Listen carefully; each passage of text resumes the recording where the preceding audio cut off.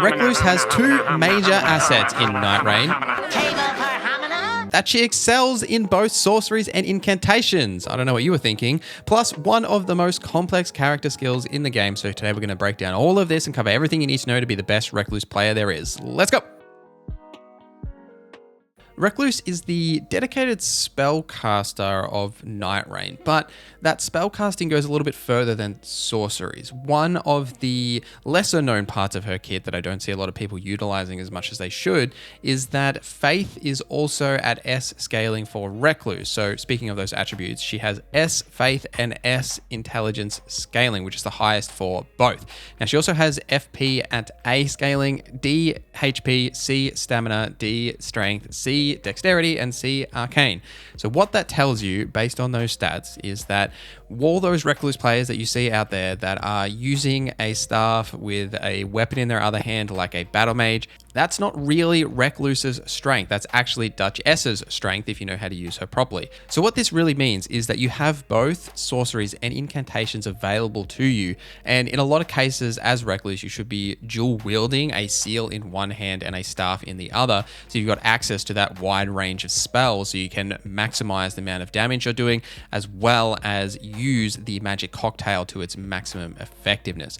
Now, one of the major strengths of Recluse is her passive ability that allows her to regenerate FP. So you'll always have enough FP to cast, unlike the Revenant, which doesn't have that capability. So that's why it's much better to dual wield sorceries and incantations rather than using a melee weapon, because you never really need to. If you are using a melee weapon as Recluse, you've probably done something wrong, to be honest, because you should always be able to generate enough FP so you can constantly be casting spells. All right, let's talk about those skills, starting with the passive Elemental Defense. Now, discover affinities, residues that can be collected to replenish FP. Essentially what that means is anytime there is some sort of an elemental effect on the enemy or even sometimes on your allies, you will be able to draw that residue in, which will restore your FP and add 1 charge to your magic cocktail. The type of residue that you draw in is actually the type of element that the enemy was last afflicted by. That could be magic, fire, lightning, or holy.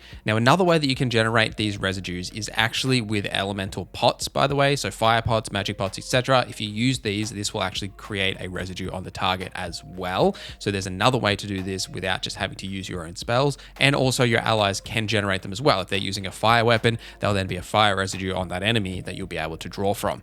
So the magic cocktail is the core part of the Recluse's kit that is quite complex, as there is so many different ways that this cocktail can be created. So once you have drawn in 3 residues, you'll have a magic cocktail for you to cast. Now this spell will be different depending on the residues that you drew in.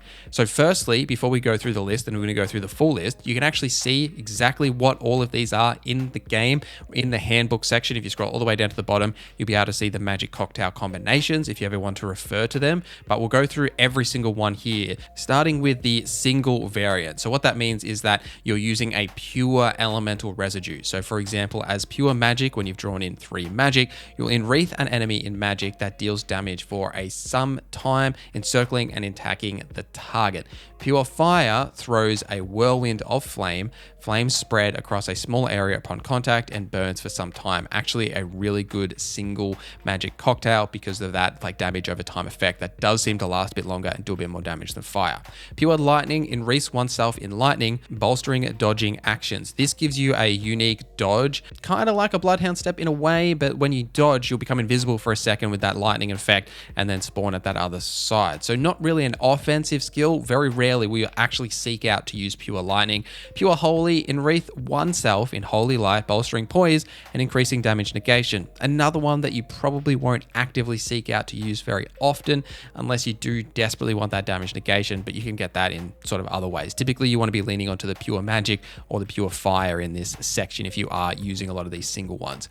The most common that you'll probably use is the magic cocktail doubles. What that is it's a 2 affinity residues of 1 type, for example, 2 magic, and then 1 of a different type, for example, 1 fire. Now, if you have, say, 2 fire and 1 magic, it does the exact same thing as if you have 2 magic and 1 fire. It's just that combination of having 2 rather than, say, 3 or 1. So speaking speaking of magic and fire, when you have a magic and fire cocktail, you'll launch a wreath of flame that pursues enemies. Similar to the pure magic, it will wreath around them and deal damage over time.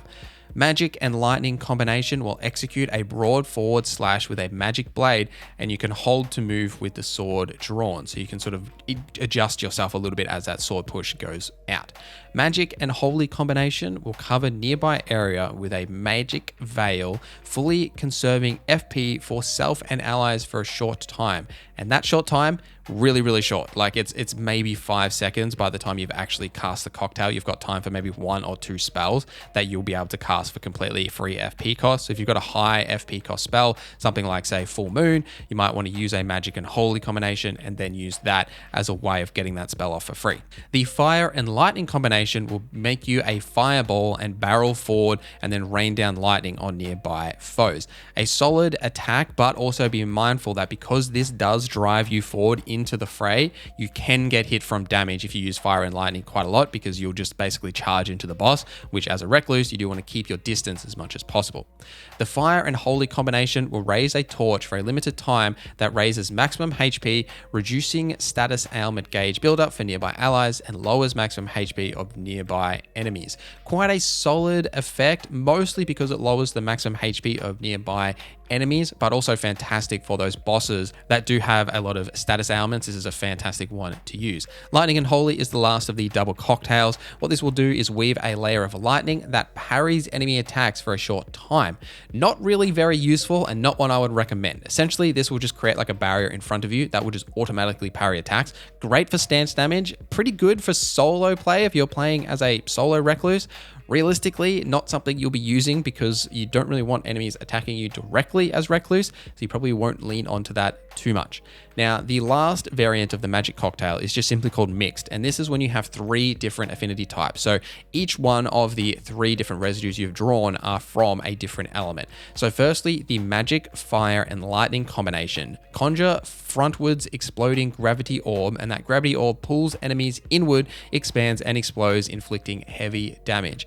This combination is the highest damage potential that you can do as Recluse for her magic cocktail, dealing the most damage in an immediate effect. Well worth trying to trigger this regularly, especially on Night Lords and difficult bosses because of the amount of damage potential it can do.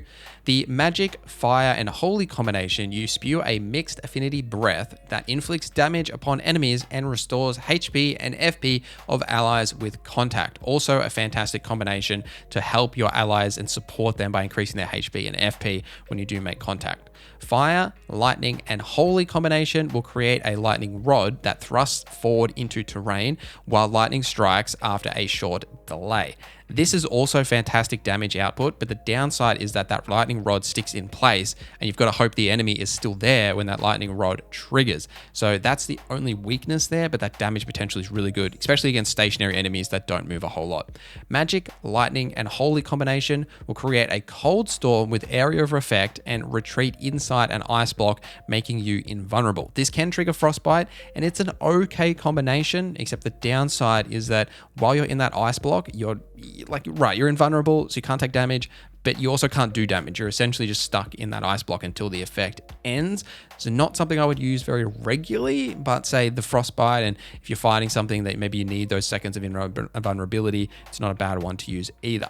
So that's a list of all of the cocktails. Now you can come back and refer to this video and get that explanation at any other time, but you can also view this information in the game. Mastering how these cocktails work and understanding that they are all different will absolutely see you succeed as a Recluse player. Now, something to note is that you can see what cocktail you have active once you've got all 3 residues, because the icon will change to represent what cocktail will actually come out when you use it, as all the different cocktail variants that we just discussed have a different icon that will appear once you've collected 3 residues. And the ultimate ability is Soul Blood Song. This unleashes a forbidden blood chant to brand nearby foes with blood sigils. Those blood sigils, while they're active, will increase the damage taken of those enemies, and when when hit by yourself or your allies, you will increase your HP and FP per hit. This is really good as a supportive ultimate, not something you will typically use at the very start of a combat encounter because you and your allies don't really need that HP and FP restoration. And that is the main effect that I would lean into with this ultimate. Not so much that increased damage, but say using it sometime in sort of the mid fight when maybe the boss has just hit their phase 2 or you guys are really struggling, you need that extra HP. Maybe one of your allies has a weapon that has an amazing weapon skill. They've used all their FP and they need to get that back. It's a good combination with Revenant for that reason as well, but definitely a supportive ultimate, not something you'll just use to trigger any sort of fight starting. So the run progression for Recluse, there's really two things you should be looking out for, and it really comes down to staves, and obviously because of the intelligence-based sorceries that you can do, it's definitely the main focus here, but absolutely having a sacred seal, because sacred seals often have the fire and the lightning and the holy effects that we discussed earlier. So basically what you want to do is try and have a staff in one hand and a seal in the other so that you can create your own cocktails of whatever type that you personally want to use, as well as matching enemy weaknesses, because you'll then be able to deal basically every element type that you can do. You'll be able to maximize your damage output. So in order to find these, you do want to look for those seal huts that are often found near churches that drop a couple of seals. Not that they're going to be super overpowered, but at least it gives you some options in the seals in the early to mid game. And then also magic towers. The mage towers, fantastic to get because you typically will always get a staff at the very top, or at least some sort of an intelligence buff that are really beneficial for Recluse. The downside is that these are quite difficult to do. In order to complete them, you do need to find the magic seal that like blocks the entrance. Sometimes these are just simply not worth doing because you cannot find the seal for the life of you. It could be a tree that's simply run off and hidden somewhere, or it's like very well hidden. In that case, don't waste too much time trying to clear these mage towers, just move on. But if they are on your path, definitely worth doing as a Recluse in order to get yourself a better staff and maybe some other upgrades as well. Something to note about staves and seals, by the way, is that each type of seal or staff will always have the same spell bound to their light attack, with the heavy attack spell being random from the other pool of spells available. So you can get used to the different types of staves and seals when you're looking at them and looting them, and getting that knowledge will help you make those quick decisions when you're trying to loot, to know that that first spell is always the same and the second one is always random. So it's often not worthwhile, say, carrying two staves or seals of the same type unless that heavy spell is really good or it has really good passives, because for the most part that you're sort of doubling up. You're better off switching out the options and having multiple different types of staves or seals so you've got more options available to you. And then other than the weapons we're talking about, what you're really looking for is any weapon passives that have improved sorceries or improved charge sorceries, improved incantations, charge incantations. Those are the passives you're looking for, as that's really the relevant parts of the Recluse's kit. And then for any of your personal passives, anything that increases your FP or your FP regeneration is good, but also I wouldn't sneeze at anything that's like, say, HP or damage negation, as you do have very low HP. It's very easy to get one shot in the early game as Recluse, so having a little bit of extra HP or damage negation, if that's the only options you can take, definitely not too bad to grab. The best relics for Recluse. Firstly, we'll start with at the jar vendor. Once you've beaten, I believe it's 4 Night Lords, you can buy the Grand Tranquil Scene. Now this will suffer blood loss and increase attack power when your art activates. That is your ultimate, so you'll suffer blood loss, so you'll take a bit of damage, but you'll also increase your attack power. But it also has mind +2 and intelligence +2. Definitely worth grabbing, and it is yellow, which as you progress through Recluse's Remembrance actually fits perfectly with the 2 Remembrance relics. So the Remembrance for Recluse is a little easy to do. It's not too bad. There's a couple of steps that we'll call out. At chapter 2, which is the first major step, which is actually where you get the chalice, you will need to do a personal objective in Limveld in the top northeast corner, where you'll need to defeat a golden hippo. And by doing so and going back to the round table hold afterwards, you will then be rewarded with Recluse's chalice, which is yellow and green with that additional white slot, which is the main one you want because you can put any relic in that slot. Now, these early stages of Recluse's Remembrances are quite easy to progress. You simply just need to complete the next step and then move on to the next one. You might need to beat a Night Lord here and there, but they're quite easy to do. But at chapter 4, you'll obtain the Vestige of Night. Now, you'll just essentially need to enter here and complete the Remembrance. It's not too tricky. This will give you Recluse containing affinity residues activated activates Terra Magica. Absolutely insane benefits. So anytime you draw Affinity Residue, there's a chance that a Terra Magica will spawn underneath you, significantly increasing the power of your sorceries. So anytime you're standing in that and casting it, plus it has magic attack power up +2, really beneficial, and it is green, so it fits perfectly into the chalice that we were just discussing. Now, to progress past chapter 5 of Recluse's Remembrance, you do need to beat 4 Night Lords in total, and then have at least beaten 1 while you've got on that step at Recluse to then progress to chapter 6, which is when you'll get the Bone-like Stone relic. But also this step can be a little bit tricky, so just to point out here, you need to find an imposter at the Round Table Hold. This is actually the Iron Maiden that's found in the sparring grounds. You just need to attack that maiden a couple of times. The imposter will be revealed, and then you can progress to the end of the Remembrance, and you'll get the Bone-like Stone relic, which is another green relic, but you can just put this in the white slot of the chalice we were touching earlier. Now, this comes with that Suffer Blood Loss and increase attack power upon art activation, like I mentioned earlier, but it also comes with the Recluse specific effect to activating ultimate art raises max HP and intelligence +3. So when you use that ultimate art, you get a little bit of extra HP, just really beneficial for that. Definitely switch this out with that Grand Tranquil Scene if you can, but ultimately if you don't have a better option, I've just been using these 3 because I just simply haven't found a better option in like the random relics for Recluse. But really you're looking for things that increase your mind, your intelligence, your FP, magic damage, magic attack power, sorceries, incantations. They're the sort of random effects you're looking for, but this is the 3 combination I've been running because I just haven't found something better to replace in that yellow slot. Now, to progress past chapter 7 of Recluse's Remembrance, by the way, you do need to beat the final Night Lord as Recluse. You don't need to have Remembrance active, you just need to beat them as Recluse. You'll get a different scene and everything, and you'll be able to experience it for yourself when you get there. A couple of tips for Recluse to close us out, and we'll start with some party combination tips. Definitely recommend having some sort of a frontliner with Recluse. That Raider or Guardian archetypes, really beneficial. Executor and Wilder, not too bad either, but someone that has a much higher HP pool than you that can tank some of those hits are really beneficial to have. I also really like the Recluse and Revenant combo because as the Revenant player, you can get your FP back via the Recluse ultimate, and you've also got that magic cocktail that does the effect as well. But getting some of that FP back as FP generation is so hard as Revenant. The combination of having Revenant as that faith and arcane wielder, and then Recluse as that sort of faith and intelligence, but typically leaning more in that intelligence way wielder, you got those sort of 2 ranged potential there. It's quite a fun combination to have.